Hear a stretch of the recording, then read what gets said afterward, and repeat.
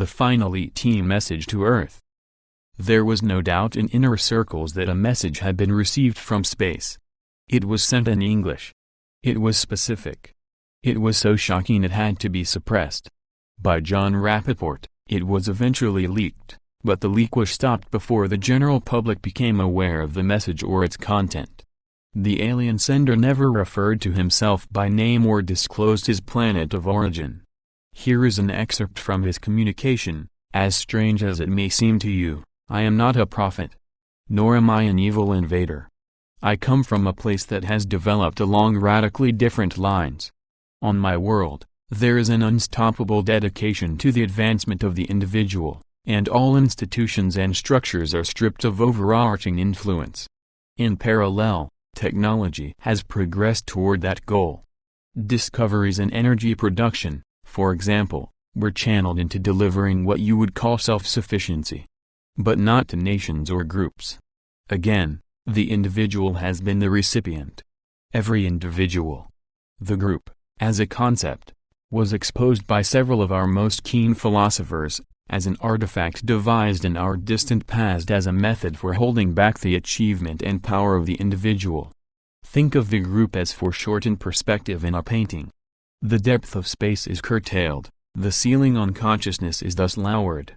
Several of our investigators, working on their own, discovered a centuries-old plot to foist the group on us.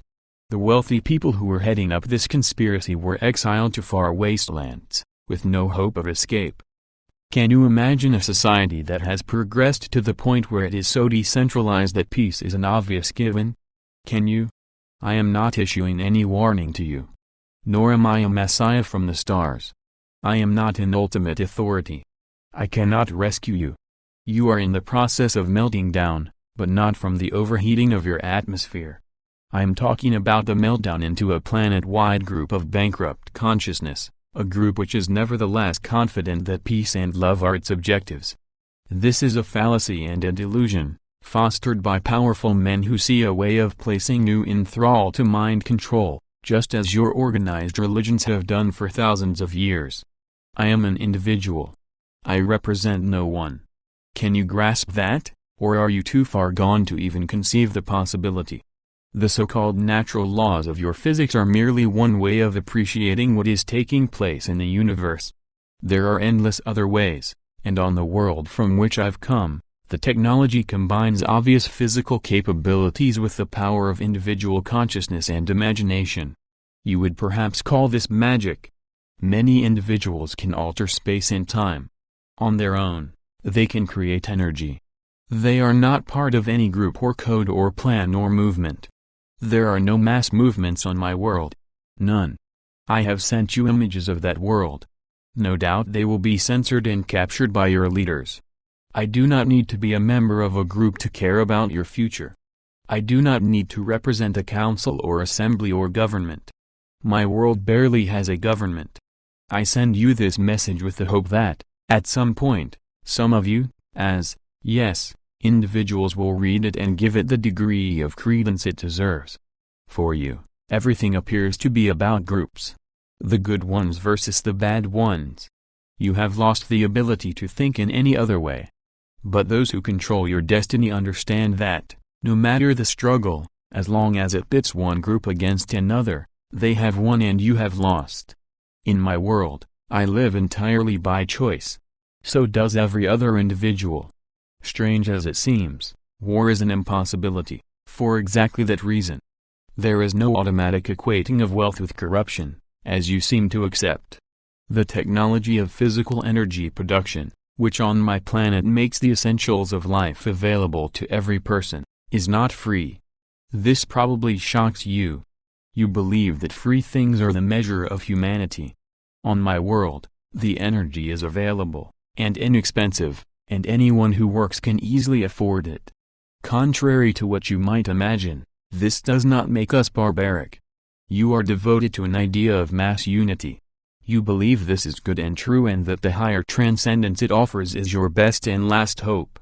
When an authentic self-governing individual appears among you, you demand that he explain his achievements in terms of what they will offer to everyone else, as if, from the beginning, His only intent and motive force was satisfying the group. I'm baffled at the depth of this delusion. If someone presented you with a philosophy that described how every individual could advance higher and farther, you would reject it out of hand as a corruption of thought. I'm sorry to disappoint you, but I have no prophetic wisdom of the whole to impart, no message written in the sky. I'm just passing through. In one of your Bibles, there is this statement, "Greater love hath no man than this, that a man lay down his life for his friends." It is surely a noble idea. On my world, I have seen it in our past. But suppose there was no need for a person to lay down his life. Suppose individual creative power had taken on such fullness that sacrifice was largely outmoded. I wish you success, but now I must move along. Listening to this message in his spacious bunker in Washington, D.C., the holy federal minister of public education for all Americans wiped sweat from his brow. This alien was indeed dangerous. He was a terrorist of the first order. His words were germs of a fatal disease. Education on Earth was, in fact, nothing more than indoctrination into the group as the fundamental unit of life. Imagine what might happen if the alien's communication took hold in the halls of the academy. The holy minister clicked on another audio message. This one was recently written by the staff of the United States Department of Public Relations. It would soon be released as profound evidence of first human contact with extraterrestrial life. My dear brothers and sisters. My name is Gentha and I come from a planet called Zifna, 428 light-years from planet Earth. I bring a universal message of peace and love. We are many, and we seek your participation in a multi-galactic council of elders. It is long past the time for you to join us. A sufficient number of you have forged a deep connection with our philosophy of cosmic unity. Your planet is now one whole, owing to your advanced notion of relationship. You are all one mind, and we are one mind, so it only remains for us to merge. Your collective computer power has progressed to a stage where the merge can be accomplished through our all-thing program. It is a beautiful process of sharing. The holy minister sat back and massaged his temples. The merge might be a tough sell at first, but, yes, it would work. The population would buy it. They had been well prepared. The individual had been reduced to dust in the wind. A staged disappearing act. Without warning, an image materialized in the air before him.